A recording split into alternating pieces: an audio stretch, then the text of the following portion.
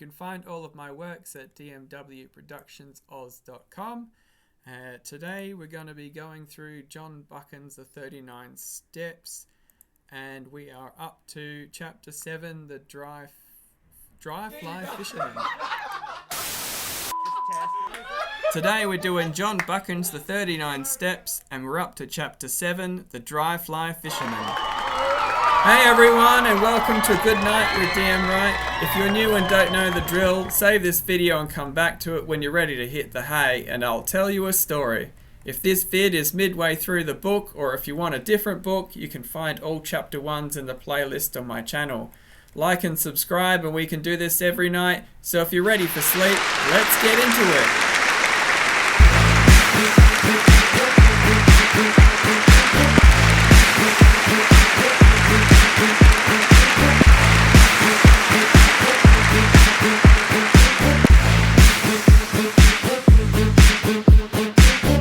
Goodnight with D.M. Wright is filmed in front of a live studio audience.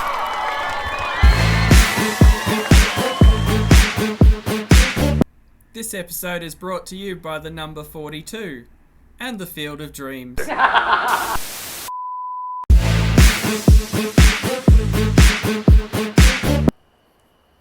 sat down on a hilltop and took stock of my position.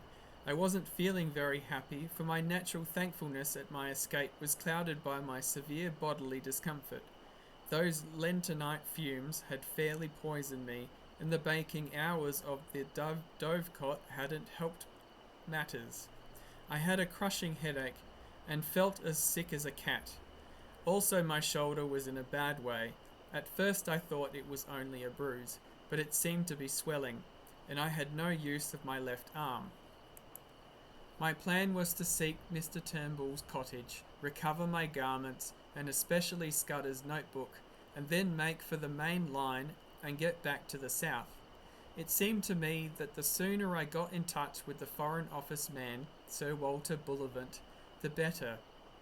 I didn't see how I could get more proof than I had got already.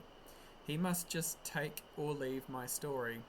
And anyway, with him I would be in better hands than those devilish Germans. I had begun to feel quite kindly towards the British police. It was a wonderful starry night, and I had not much difficulty about the road. Sir Harry's map had given me the lie of the land, and all I had to do was to steer a point or two west of southwest to come to the stream where I had met the roadman. In all these travels I never knew the names of the places, but I believe this stream was no less than the upper waters of the River Tweed. I calculated I must be about 18 miles distant, and that meant I could not get there before morning. So I must lie up a day somewhere, for I was too outrageous a figure to be seen in the sunlight. I had neither coat, waistcoat, collar, nor hat. My trousers were badly torn, and my face and hands were black with the explosion. I dare say I had other beauties, for my eyes felt as if they were furiously bloodshot. Altogether I was no spectacle for God-fearing citizens to see on a high road. Very soon after daybreak I made an attempt to clean myself in a hill burn, and then approached a herd's cottage, for I was feeling the need of food. The herd was away from home, and his wife was alone, and no neighbour for 5 miles.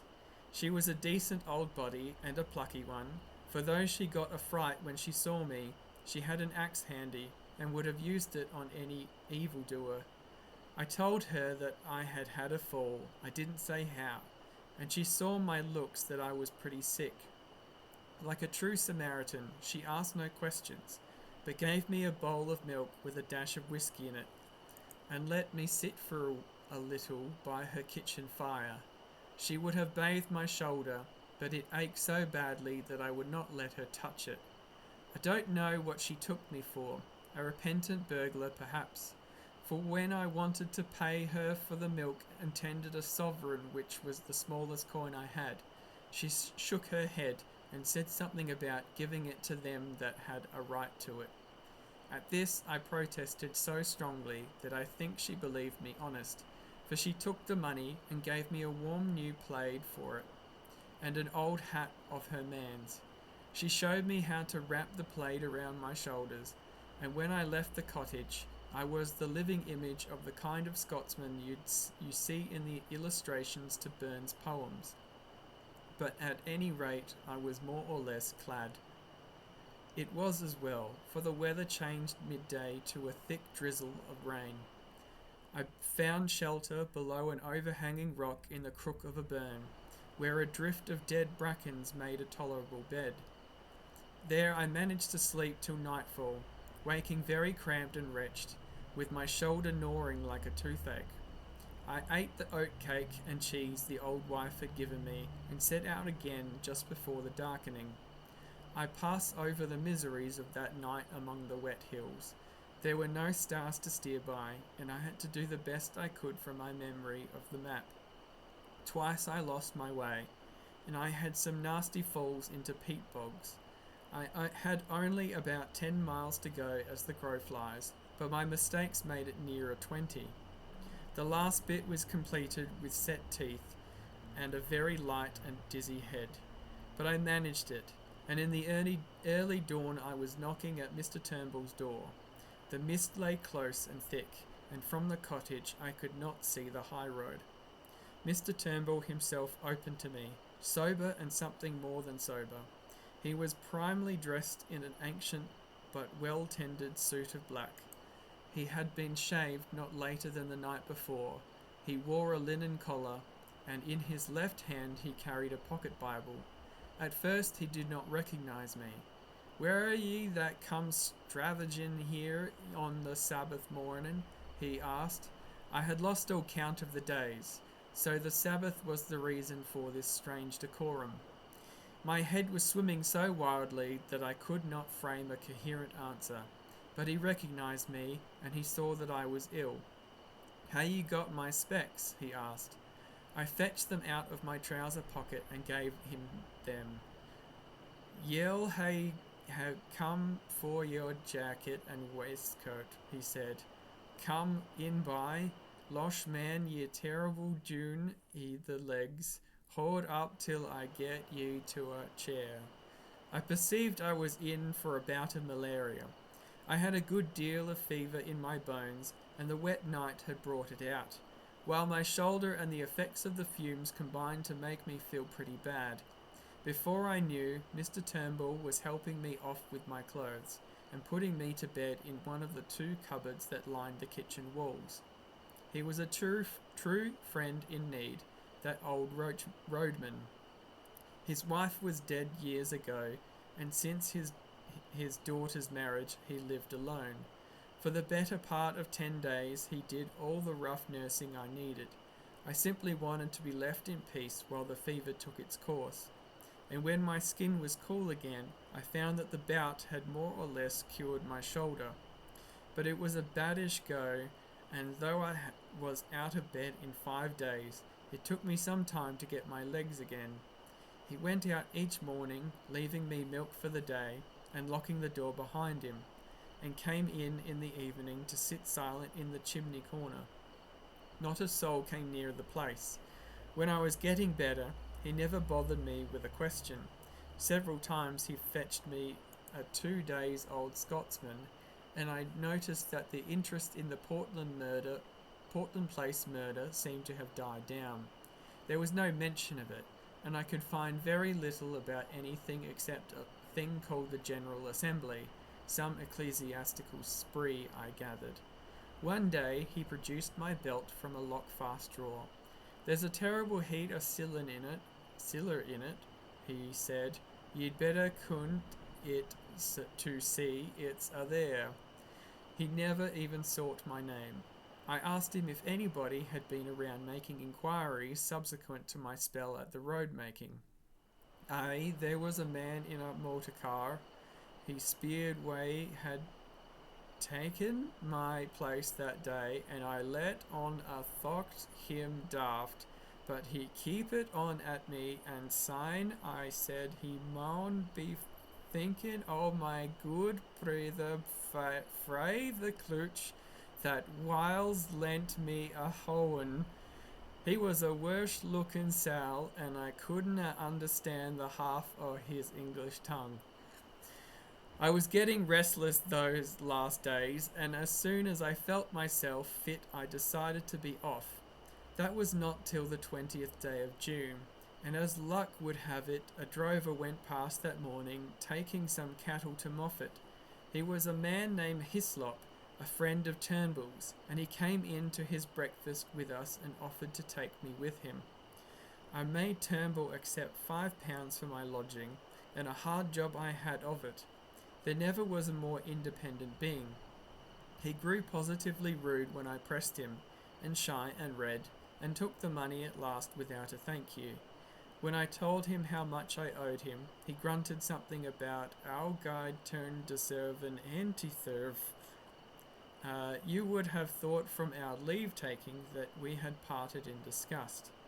Hislop was a cheery soul, who chatted all the way over the pass and down the sunny vale of Annan. I talked of Galloway markets and sheep prices, and he made up his mind I was a pack shepherd from those parts, whatever that may be. My plaid and my old hat, as I have said, gave me fine theatrical Scots look, but driving cattle is a mortally slow job, and we took the better part of the day to cover a dozen miles. If I had not had such an anxious heart, I would have enjoyed that time.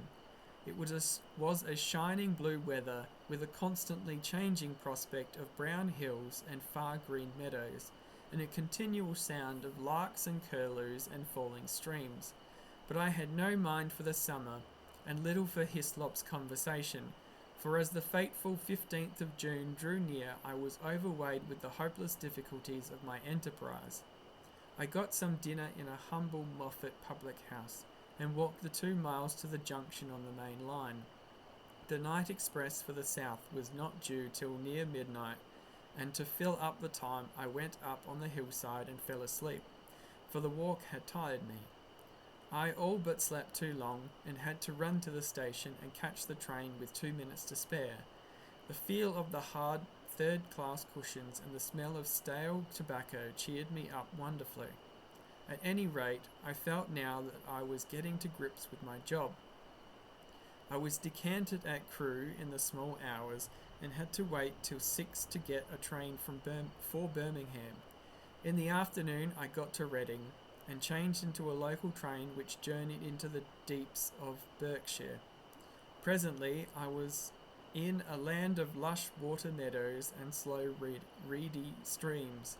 About 8 o'clock in the evening, a weary and travel-stained being, a cross between a farm labourer and a vet, with a checked black and white plaid over his arm, for I did not dare to wear it south of the border, descended at the little station of Artinswell. There were several people on the platform, and I thought I had better wait to ask my way till I was clear of the place. The road led through a wood of great beeches, and then into a shallow valley, with the green backs of downs peeping over the distant trees. After Scotland, the air smelt heavy and flat, but infinitely sweet, for the limes and chestnuts and lilac bushes were domes of blossom. Presently I came to a bridge, below which a clear, slow stream flowed between snowy beds of water buttercups. A little above it was a mill, and the lasher made a pleasant cool sound in the scented dusk. Somehow the place soothed me, and put me at my ease. I fell to whistling as I looked into the green depths, and the tune which came to my lips was Annie Laurie. A fisherman came up from the waterside, and as he neared me, he too began to whistle. The tune was infectious, for he followed my suit. He was a huge man in untidy old flannels and a wide-brimmed hat, with a canvas bag slung on his shoulder. He nodded to me, and I thought I had never seen a shrewder or better-tempered face. He leaned his delicate 10-foot split cane rod against the bridge, and looked with me at the water. "Clear, isn't it?" he said pleasantly. "I back our Kennet any day against the test. Look at that big fellow, 4 pounds if he's an ounce. But the evening rise is over, and you can't tempt him. I don't see him, said I. Look, there, a yard from the reeds just above that stickle. I've got him now. You might swear he was a black stone. So, he said, and whistled another bar of Annie Laurie. Twisden's the name, isn't it? He said over his shoulder, his eyes still fixed on the stream. No, I said. Yes. I've forgotten all about my alias. It's a wise conspirator that knows his own name, he observed, grinning broadly at a moorhen that emerged from the bridge's shadow. I stood up and looked at him, at the square cleft jaw and broad-lined brow and the firm folds of cheek, and began to think that here at last was an ally worth having. His whimsical blue eyes seemed to go very deep. Suddenly he frowned. I call it disgraceful, he said, raising his voice. Disgraceful that an able-bodied man like you should dare to beg. You can get a meal from my kitchen, but you'll get no money from me. A dog cart was passing, driven by a young man who raised his whip to salute the fisherman. When he had gone, he picked up his rod. That's my house, he said, pointing to a white gate 100 yards on. Wait 5 minutes and then go round to the back door. And with that he left me. I did as I was bidden. I found a pretty cottage with a lawn running down to the stream, and a perfect jungle of guelder, rose, and lilac flanking the path. The back door stood open, and a grave butler was awaiting me. Come this way, sir, he said, and he led me along a passage and up a back staircase to a pleasant bedroom looking towards the river. There I found a complete outfit laid out for me. Dress clothes with all the fixings, a brown flannel suit, shirts, collars, ties, shaving things and hairbrushes, even a pair of patent shoes. Sir Walter thought as how Mr. Reggie's things would fit you, sir, said the butler. He keeps some clothes here, for he comes regular on the weekends. There's a bathroom next door, and I prepared a bath. Dinner in half an hour, sir. You'll hear the gong. The grave being withdrew, and I sat down in a chintz-covered easy-chair and gaped. It was like a pantomime, to come suddenly out of beggardom into this orderly comfort. Obviously, Sir Walter believed in me, though why he did I could not guess. I looked at myself in the mirror and saw a wild, haggard brown fellow with a fortnight's ragged beard and dust in ears and eyes, collarless, vulgarly shirted, with shapeless old tweed clothes and boots that had not been cleaned for the better part of a month. I made a fine tramp and a fair drover, and here I was ushered by a prim butler into this temple of gracious ease, and the best of it was that they did not even know my name. I resolved not to puzzle my head, but to take the gifts the gods had provided. I shaved and bathed luxuriously, and got into the dress clothes and clean crackling shirt, which fitted me not so badly. By the time I had finished, the looking-glass showed a not unpersonable young man. Sir Walter awaited me in a dusky dining room where a little round table was lit with silver candles. The sight of him, so respectable and established and secure, the embodiment of law and government and all the conventions, took me aback and made me feel an interloper. He couldn't know the truth about me, or he wouldn't treat me like this. I simply could not accept his hospitality on false pretenses. I'm more obliged to you than I can say, but I'm bound to make things clear, I said. I'm an innocent man, but I'm wanted by the police. I've got to tell you this, and I won't be surprised if you kick me out. He smiled. That's all right. Don't let that interfere with your appetite. We can talk about these things after dinner. I never ate a meal with greater relish, for I had had nothing all day but railway sandwiches. Sir Walter did me proud, for we drank a good champagne and had some uncommon fine port afterwards. It made me almost hysterical to be sitting there, waiting on by a footman and a sleek butler, and remember that I had been living for 3 weeks like a brigand, with every man's hand against me. I told Sir Walter about tigerfish in the Zambezi that bite off your fingers if you give them a chance, and we discussed sport up and down the globe, and he had hunted a bit in his day. We went to his study for coffee, a jolly room full of books and trophies and untidiness and comfort. I made up my mind that if I ever got rid of this business and had a house of my own, I would create just such a room. Then when the coffee cups were cleared away and we had got our cigars alight, my host swung his long legs over the side of his chair and bade me get started with my yarn. I've obeyed Harry's instructions, he said, and the bribe he offered me was that you would tell me something to wake me up. I'm ready, Mr. Hannay. I noticed with a start that he called me by my proper name. I began at the very beginning. I told him of my boredom in London, and the night I had come back to find Scudder gibbering on my doorstep. I told him all Scudder had told me about Corralades and the Foreign Office conference, and that made him purse his lips and grin. Then I got to the murder, and he grew solemn again. He heard all about the milkman and my time in Galloway and my deciphering Scudder's notes at the inn. You've got them here? He asked sharply, and drew a long breath when I whipped the little book from my pocket.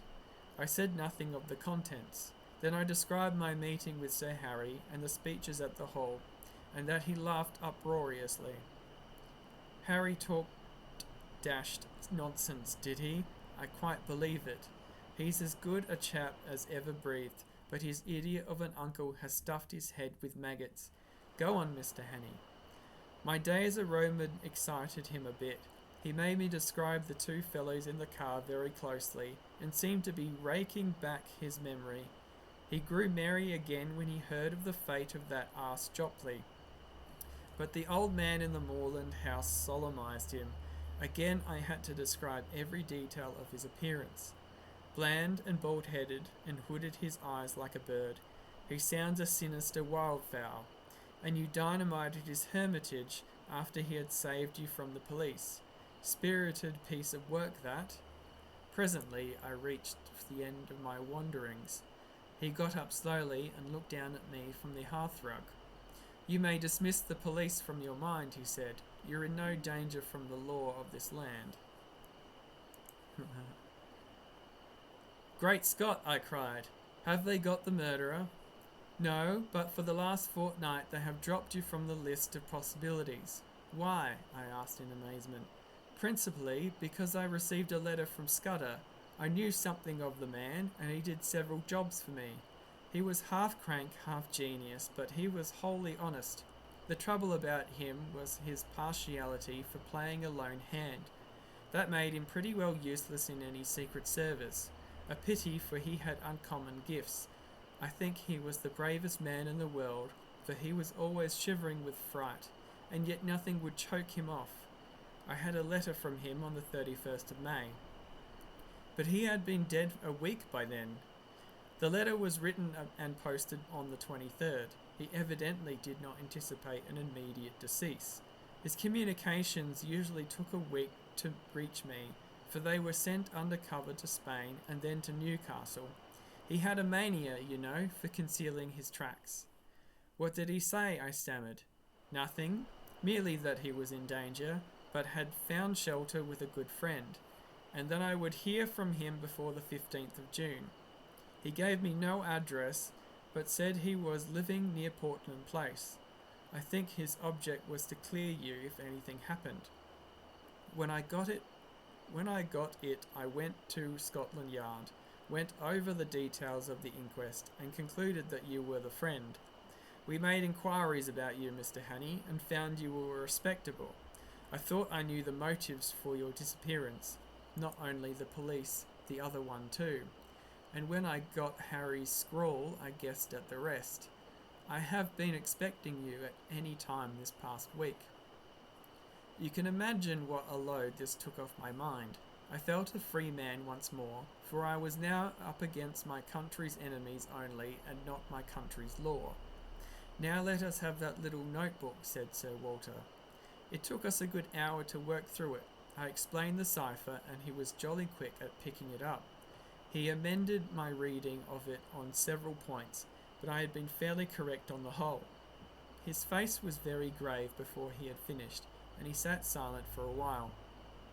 "I don't know what to make of it," he said at last. "He is right about one thing. What is going to happen the day after tomorrow? How the devil can it have got known? That is ugly enough in itself. But all this about war and the Black Stone, it reads like some wild melodrama. If only I had more confidence in Scudder's judgment. The trouble about him was that he was too romantic. He had the artistic temperament and wanted a story to be better than God meant it to be. He had a lot of odd biases too. Jews, for example, made him see red. Jews and the high finance. The Black Stone, he repeated. Der Schwarzenstein. It's like a penny novelette. And all this stuff about Coralides. That is the weak part of the tale. For I happen to know that the virtuous Coralides is likely to outlast us both. There is no state in Europe that wants him gone. Besides, he has just been playing up to Berlin and Vienna and giving my chief some uneasy moments. No, Scudder has gone off the track there. Frankly, Hannay, I don't believe that part of his story. There's some nasty business afoot, and he found out too much and lost his life over it. But I am ready to take my oath that it is ordinary spy work. A certain great European power makes a hobby of her spy system, and her methods are not too particular. Since she pays by piecework, her blackguards are not likely to stick at a murder or two.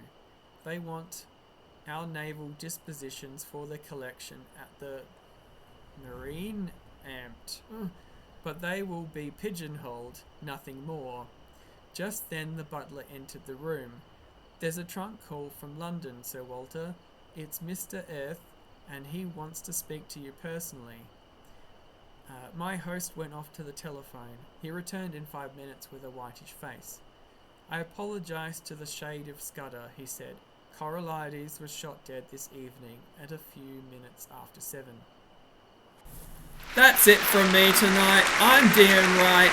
Say hi to your cat for me. Good night and have a good sleep.